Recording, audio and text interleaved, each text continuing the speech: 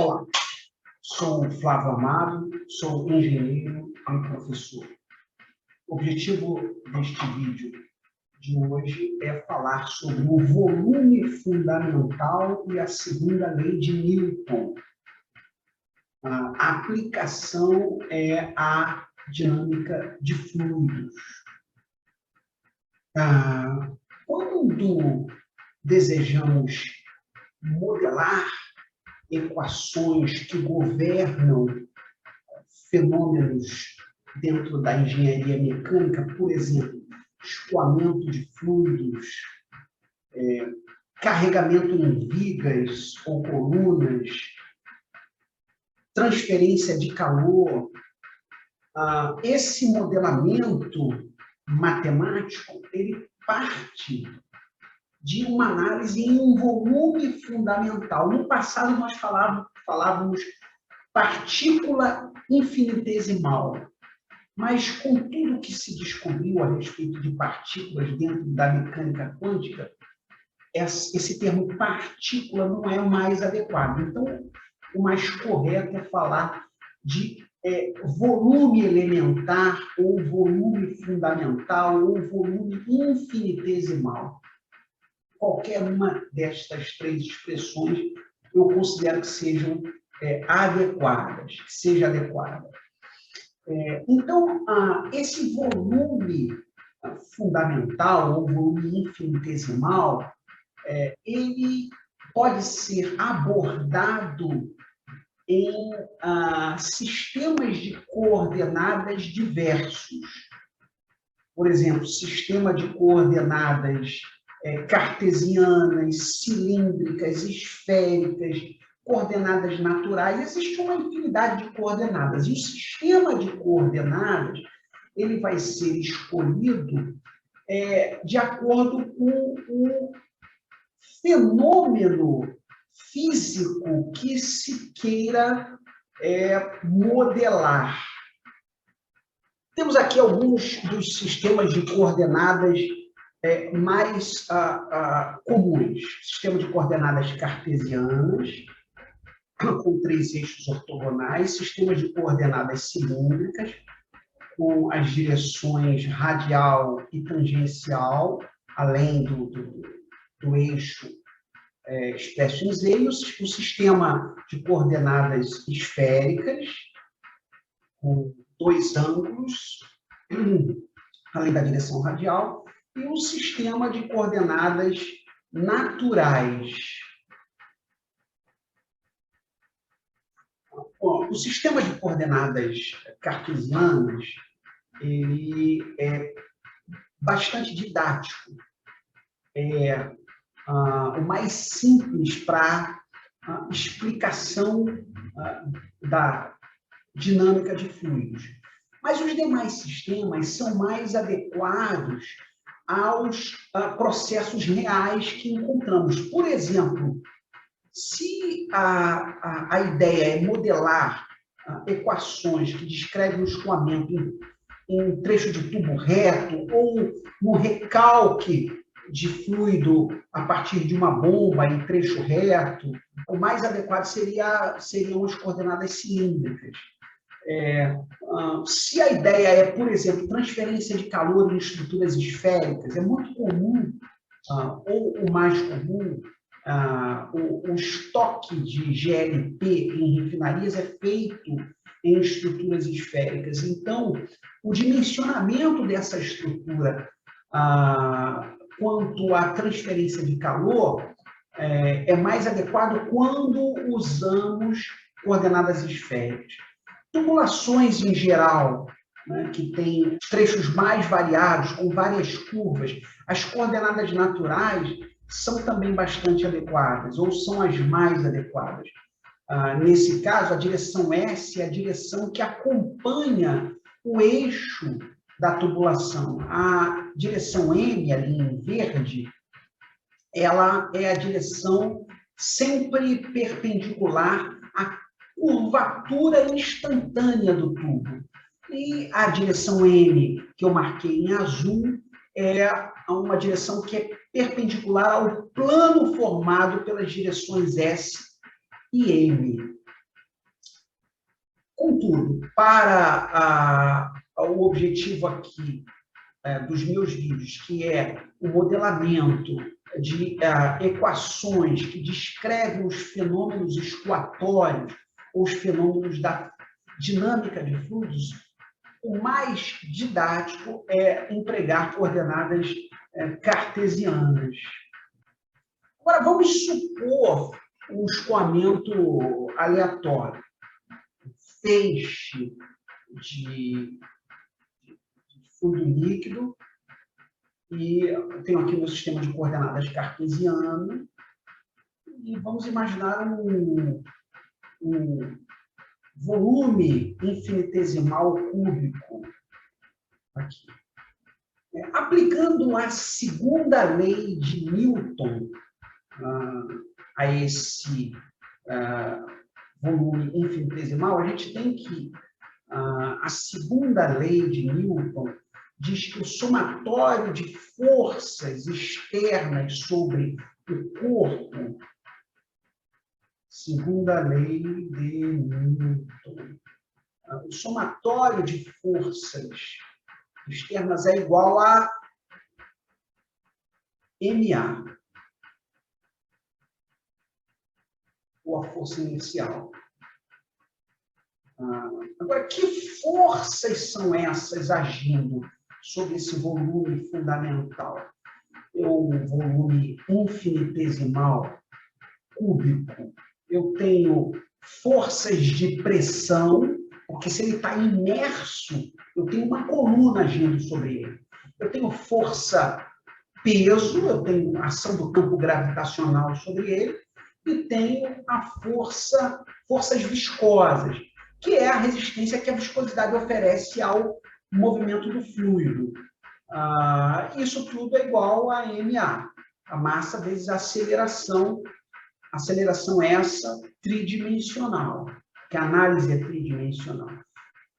A força de pressão, vamos desenhar aqui um elemento infinitesimal um pouco maior para explicar como a força de pressão age. Eu tenho as forças de pressão agindo sobre cada uma das faces. Eu tenho aqui os lados ΔX, ΔY e ΔZ, que são os lados desse volume infinitesimal. Eu tenho a pressão na direção Y, numa face, do outro lado, pressão Y mais ΔY. Na face ali, na direção horizontal, eu tenho P índice X e P índice X mais ΔX. A seta aqui é virada para a face. Deixa eu apagar essa daqui. E na direção Z, perpendicular àquela face de lados ΔX, ΔY, eu tenho de um lado e de outro P índice Z, deixa eu apagar aqui esse pedaço de seta aqui para não interferir, e tenho P índice Z mais ΔZ. Então, essas são as forças de pressão que agem ali. Obviamente, a pressão, a força de pressão é a pressão multiplicada pela área de cada uma daquelas faces. Agora, e as forças viscosas? A força viscosa, ela é função das tensões induzidas no volume elementar, né? Isso devido à lei de Newton da viscosidade. Vai lá no meu vídeo que fala sobre a lei de Newton da viscosidade para você entender o que é isso. Então, eu tenho perpendicular às faces desse volume infinitesimal, eu tenho tensões que podem ser trativas ou compressivas, né, em X, Y e Z, nas direções X, Y e Z, e tenho no plano das faces tensões de cisalhamento. Porque quando esse volume infinitesimal está escoando, ele está rolando, né? Então, ele tem deformações causadas por tensões diversas, pela matriz de tensões, ou tensor de tensões. Né? Então, essa matriz, conforme eu mostrei lá na minha apresentação sobre lei de Newton da viscosidade, ela é a tensão, o tensor tensões é expresso por essa matriz de tensões, cuja diagonal são as tensões trativas ou compressivas, e as demais são tensões de cisalhamento.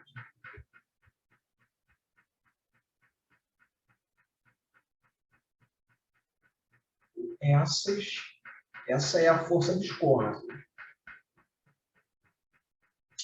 Agora, e a força peso? A força peso é massa vezes a aceleração da gravidade, né? mg.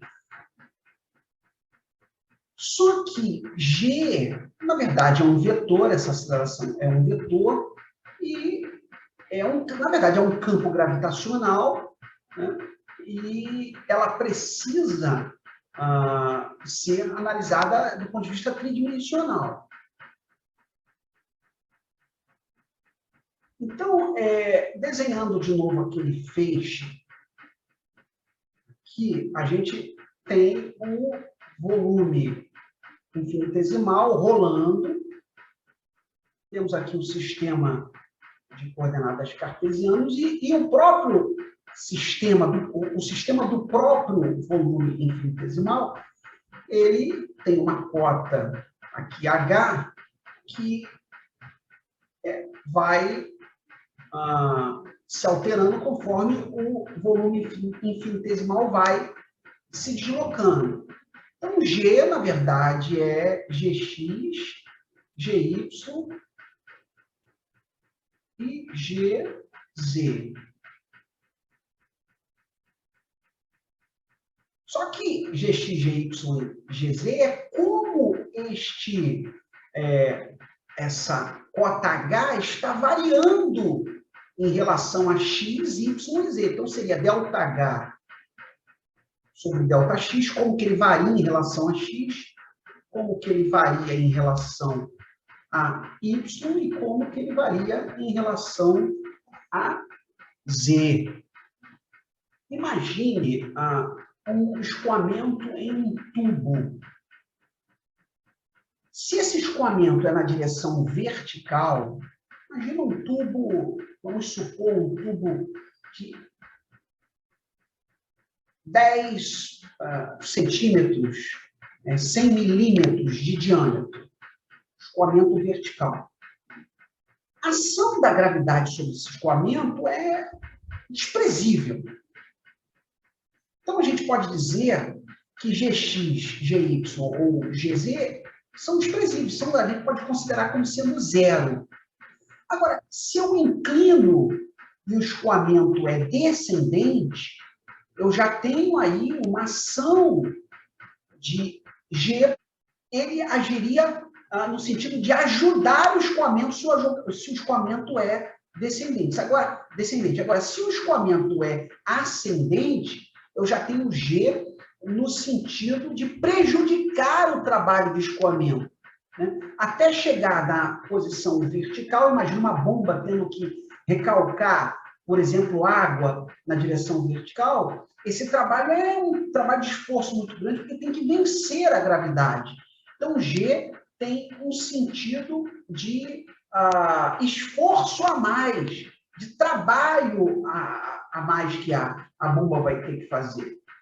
Né? Então, por isso é dito que Gx, Gy e Gz vai depender de como aquela altura varia com relação às direções diversas. Né? Então, considerando que a direção vertical é positiva para cima e negativa para baixo, e G é sempre para baixo, né? Então, a gente vai dizer, deixa eu chegar esse G um pouco mais para o lado aqui, vai dizer que essa expressão ela é negativa. E eu vou trocar aquelas vírgulas ali pelo sinal positivo, sinal mais, considerando que a força mg é sempre negativa, que é contrária à direção positiva do eixo das coordenadas, do eixo vertical.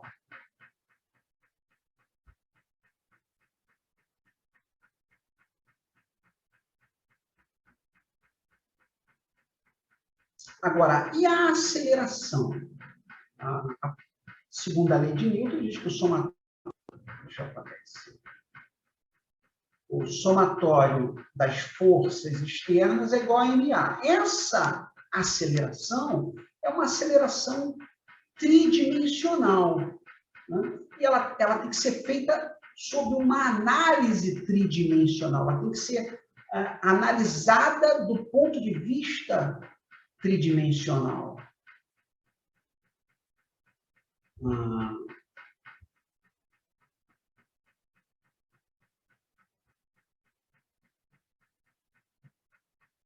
Então, a definição matemática dessa aceleração é que ela é a derivada material da velocidade, do vetor velocidade. O que é a derivada material? Quando uma grandeza está submetida à derivada material ou substantiva, a gente encontra na literatura esses dois nomes, derivada material, derivada substantiva, tem umas outras nomenclaturas também. Quer dizer que aquela grandeza está sujeita ao movimento, à ação do vetor velocidade sobre ela. Por exemplo, e também do tempo, né? Por exemplo, imagina a temperatura é uma grandeza escalar. Imagina a temperatura variando em um corpo em movimento. Ela vai ter influência da velocidade do corpo e influência do tempo, né? Ela terá influência das componentes vetoriais Vx, Vy e Vz da velocidade e do tempo. Então, a definição de derivada material é conforme eu vou mostrar aqui. Então, a velocidade é um campo vetorial. Quando eu tenho Vx, as componentes Vx, Vy e Vz,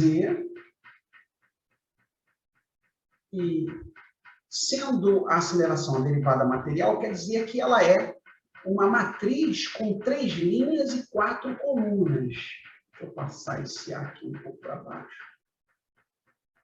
A aceleração, ela será, assim, a derivada material da velocidade. Então, cada um dos componentes da velocidade será influenciado pela própria velocidade e vai variar também no tempo.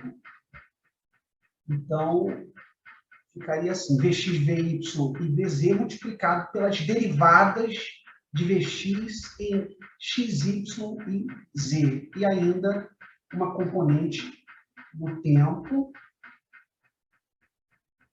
E para... Deixa eu colocar aqui as setas que indicam que é vetor. E para as demais direções, as componentes são análogas. É uma matriz de 4 colunas e 3 linhas. Então, análogo para Y e Z. Se você gostou desta apresentação, como tantas outras que já fiz, divulgue para os seus amigos, para interessados na matéria, estudantes de engenharia mecânica, e seus amigos em geral. Muito obrigado.